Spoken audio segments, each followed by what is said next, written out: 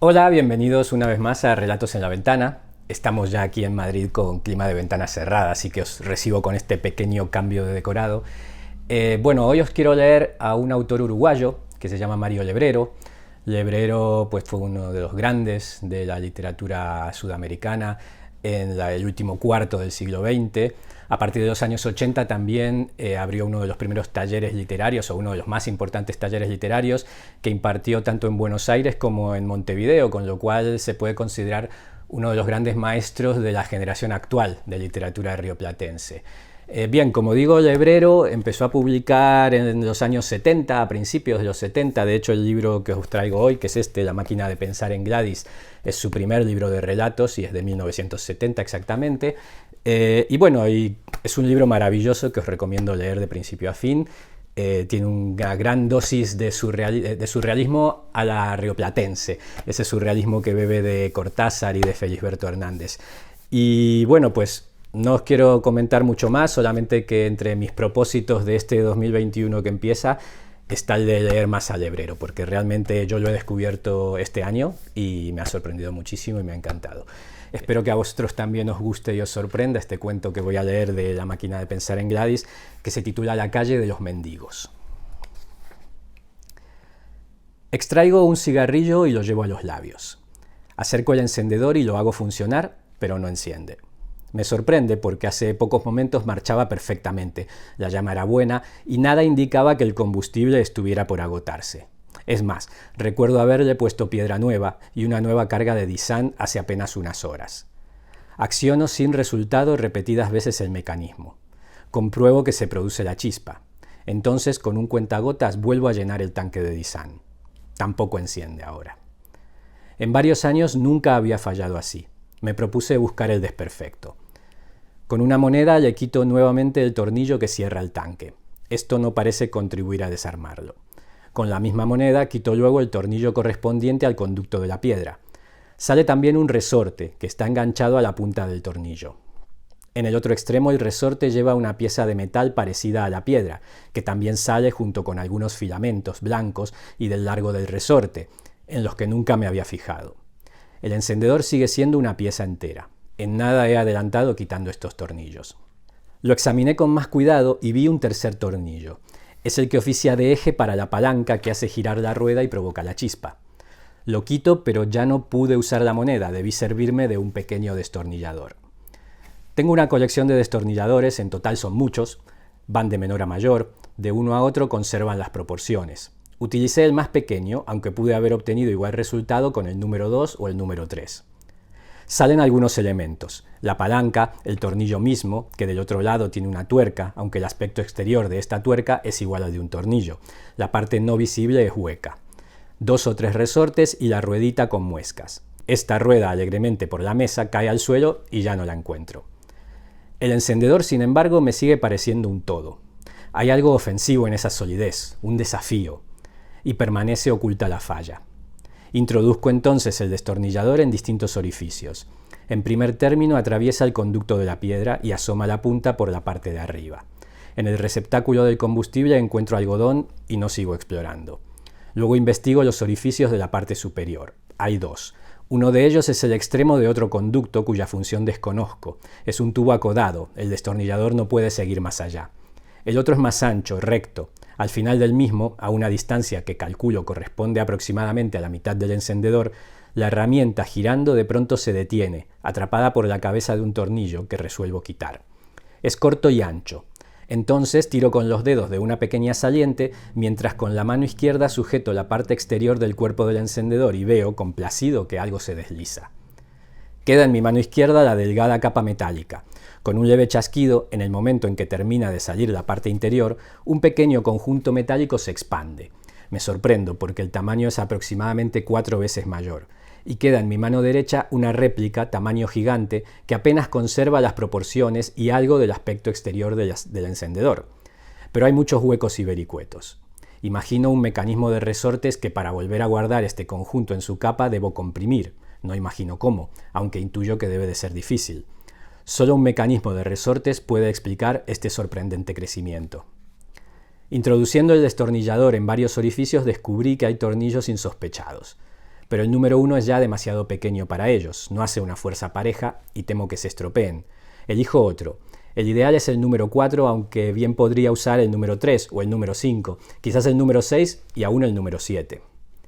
Quito algunos tornillos. Caen resortes, de un conducto sale una pieza metálica entera, aceitada, parece un émbolo, y un par de ruedas dentadas. Descubro que el conjunto consta también de dos partes, una externa y otra interna. Cuando no encuentro más tornillos, procedo a separarlas por el mismo procedimiento anterior. El fenómeno se repite con puntualidad y obtengo una estructura aproximadamente 4 veces más grande que la anterior y 16 veces más grande que el encendedor. Pero el peso es siempre más o menos el mismo. Incluso diría que esta estructura es más liviana que el encendedor entero, lo cual, si a primera vista puede parecer extraño, especialmente cuando se sostiene en la palma de la mano, es lógico. Por ley, el contenido tiene que pesar menos que el encendedor completo, a pesar de que su tamaño, mediante el ingenioso mecanismo de resortes, pueda aumentar y por ello parecer más pesado. Me decido a quitar el algodón. Parece estar muy comprimido, lo que explica que el Dissan se conserve tantos días en el interior del tanque, muchos más que en otros encendedores. El tanque ha crecido proporcionalmente y ahora el algodón está más flojo. El contenido, compruebo, equivale a muchos paquetes grandes. No me ha costado trabajo quitarlo porque mi mano entra entera en el tanque. A esta altura pienso que me va a ser muy difícil volver a armar el encendedor. Quizás ya no pueda volver a usarlo, pero no me importa. La curiosidad por el mecanismo me impulsa a seguir trabajando. Ya no me interesa averiguar la causa de la falla, y creo que ya no estoy en condiciones de darme cuenta de dónde está esa falla, sino llegar a tener una idea de la estructura de ciertos encendedores. No uso ahora destornillador para investigar los conductos. Mi mano cabe cómodamente en la mayoría de ellos. Es curioso el intrincamiento de algunos, semejante a un laberinto. Mi mano encuentra a veces varios huecos en un mismo conducto, explora uno, que no es más que el principio o el final de otro conducto y que a su vez tiene varios huecos que corresponden a otros tantos conductos. Hay menos tornillos y también en apariencia actúa una menor cantidad de resortes. Siguiendo con la mano y parte del brazo uno de los conductos y algunos de sus derivados, llego a un lugar que parece estar próximo al centro de la estructura. Allí mis dedos palpan unas bolitas metálicas. Tienen la particularidad de estar sueltas a medias, como la punta de un bolígrafo. Puedo hacerlas girar empujándolas con el dedo. Presiono con más fuerza sobre una de ellas y se desprende de la lámina metálica que la sujeta. Comienza a rodar por los conductos y cae fuera de la estructura. Observo que su tamaño es como el de una bolita de las que los niños usan para jugar. Caen muchas, 10 o 12 o más. Tomo una de ellas y me sorprende el peso. Parece que fuera una pieza entera, pero de ser así no me explico cómo pudo caber dentro del primitivo tamaño de encendedor. Pienso que probablemente también se hayan expandido mediante un sistema de resortes. Me sigue llamando la atención el peso.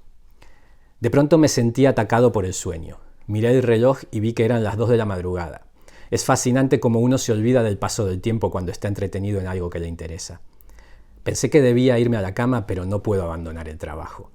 Quiero llegar, me propongo, a descubrir la última estructura, o a que el encendedor se desarme en su totalidad, se descomponga en cada uno de sus elementos. Ahora, después de un par de operaciones, mediante las cuales vuelvo a separar la estructura en dos, una capa o cáscara y una estructura cuadruplicada, el encendedor ocupa más de la mitad de la pieza. Esta última estructura ya no se parece en nada al encendedor, sus formas son menos rígidas, hay curvas. Si tuviera espacio suficiente para mirarla desde cierta distancia, quizás pudiera afirmar que es casi esférica. Solamente a través del encendedor puedo pasar de un extremo a otro de la habitación. Lo hago con cierta comodidad, aunque debo arrastrarme. Se me ocurre que si lo separara nuevamente en dos partes, obtendría una estructura por la cual podría andar sobre mis piernas.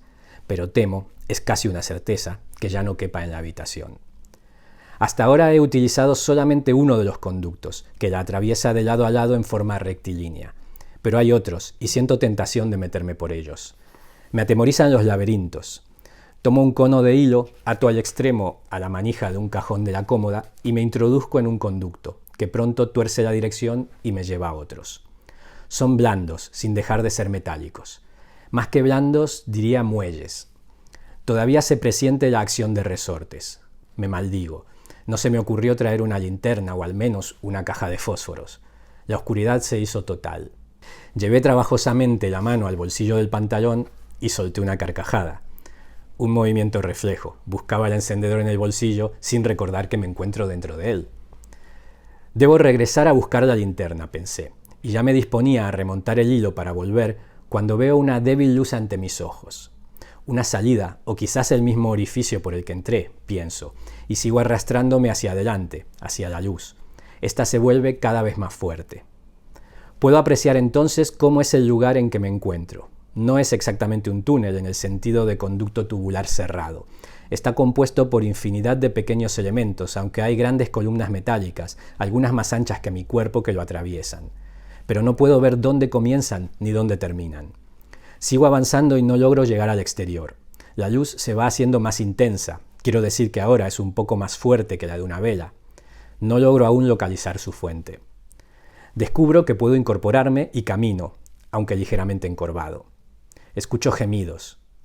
Es la calle de los mendigos, pienso, y doy vuelta a la esquina y veo la fuente de luz, un farol, y por encima las estrellas. En efecto, hay mendigos suplicantes y con ulceraciones en brazos y piernas. La calle es empedrada y empinada. Los comercios están cerrados, las cortinas metálicas bajas. Debo buscar un bar que esté abierto, pienso. Necesito cigarrillos y fósforos. Este es el relato La calle de los mendigos de Mario Lebrero. Espero que os haya gustado.